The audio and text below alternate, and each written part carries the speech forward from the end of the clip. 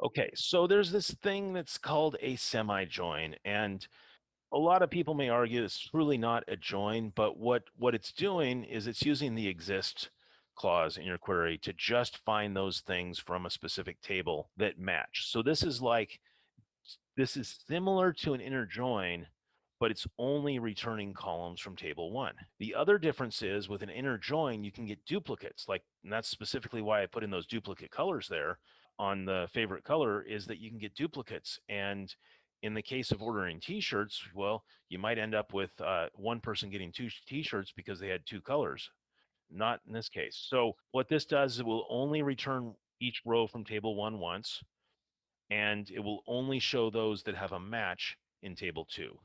And semi is Latin for half, so a semi-join is like a half join, and we'll take a look at how that one works.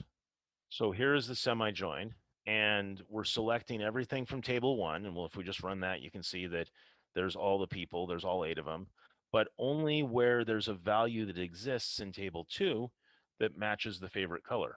So when we run the whole thing together, we get all of those people who had a favorite color, but not duplicates of them.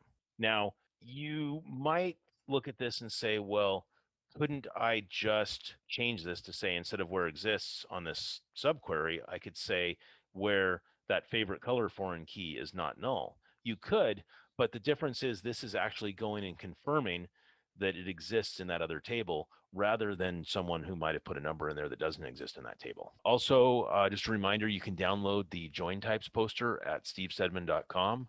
And this is a poster I created a few years ago that just sort of shows how all the different joins that we're going to be covering through this presentation are done. It's handy to print out and keep on your cube wall or near your workspace.